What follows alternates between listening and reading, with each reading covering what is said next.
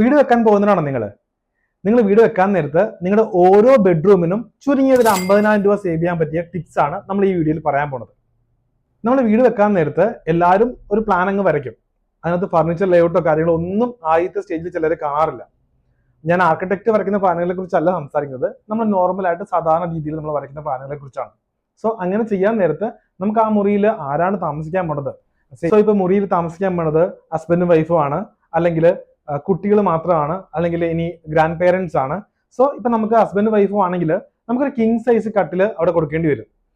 ഇപ്പം grand parents ആണെങ്കിൽ ഒരു ക്യൂൺ സൈസ് കട്ടിൽ കൊടുത്താൽ മതിയാവും. ഈ സ്ക്രീനിൽ കാണുന്നത് വെറും 120 സ്ക്വയർ ഫീറ്റ് ഉള്ള ഒരു മാസ്റ്റർ ബെഡ്റൂം ആണ്. ഇതിൽ നമ്മൾ 6 അടിയുടെ ഒരു കിങ് സൈസ് കട്ടിൽ കൊടുത്തിട്ടുണ്ട്. സോ നമുക്ക് അതിന്റെ രണ്ട് സൈഡിലും 2 സൈഡ് ടേബിൾസ് നൽകിയിട്ടുണ്ട്. സോ 2 സൈഡ് ടേബിളിനും 1.5 അടി കൊടുക്കുകയും കട്ടിലിന് 6 അടി, സോ 9 അടി നമുക്ക് വിട്ട് വയസ്സിൽ അവിടെ നിന്ന് പോയി.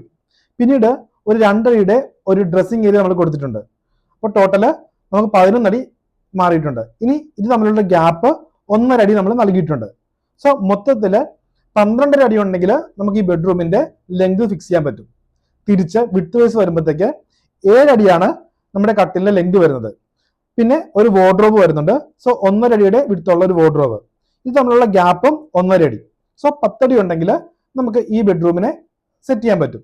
സോ മൊത്തത്തിൽ നമുക്ക് 120 സ്ക്വയർ ഫീറ്റ് ആണ് ഈ ബെഡ്റൂമിന് വരുന്നത്. നമ്മളോട് പലരും പറയാറുണ്ട് എനിക്ക് 140 സ്ക്വയർ ഫീറ്റിന്റെ മാസ്റ്റർ ബെഡ്റൂം വേണമെന്നൊക്കെ.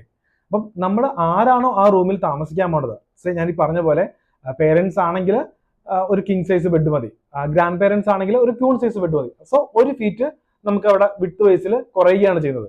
സോ നമ്മുടെ ടോട്ടൽ ലെങ്തിൽ നിന്ന് 1 ഫീറ്റ് കുറഞ്ഞാൽ പോലും നമ്മുടെ 12 സ്ക്വയർ ഫീറ്റ് ആണ് നിങ്ങൾക്ക് അവിടെ സേവ് ആവുന്നത്. അപ്പം അത്രയും രൂപ നിങ്ങളുടെ കൺസ്ട്രക്ഷനും നിങ്ങൾക്ക് സേവ് ചെയ്യാൻ പറ്റും. അപ്പം ആരാണോ ആ മുറിയിൽ താമസിക്കാൻ പോണത്, ഇനി വെറും ഒരാൾ മാത്രമാണെങ്കിൽ നമുക്ക് കുറച്ചും കൂടെ ക്യൂൺ സൈസോ അതിനേക്കാളും ചെറിയ ബെഡാണ് ഇടുന്നെങ്കിൽ അതനുസരിച്ചുള്ള ഫർണിച്ചർ ലേഔട്ട് നമ്മൾ പ്രിപ്പയർ ചെയ്ത് കഴിഞ്ഞാൽ അതനുസരിച്ചുള്ള വിട്ട് മതി ആ റൂമിന്. ഇങ്ങനെ ഫർണിച്ചർ ലേഔട്ടിന്റെ അടിസ്ഥാനത്തിൽ വേണം നമ്മുടെ ഓരോ മുറിയുടെയും ലെങ്തും വിട്ടും നമ്മൾ പ്ലാൻ ചെയ്യാൻ. അങ്ങനെ പ്ലാൻ ചെയ്യുകയാണെങ്കിൽ ഞാൻ നേരത്തെ പറഞ്ഞതുപോലെ നിങ്ങളുടെ ഓരോ മുറിക്കും മിനിമം 50,000 രൂപ വെച്ചിട്ട് നിങ്ങൾക്ക് സേവ് ചെയ്യാൻ പറ്റും. സോ ഇത്തരം കാര്യങ്ങളെ കുറിച്ച് കൂടുതലായിട്ട് അറിയാൻ ഞങ്ങൾക്ക് DM ചെയ്യുക, ഞങ്ങളുടെ പേജ് ഫോളോ ചെയ്യുക.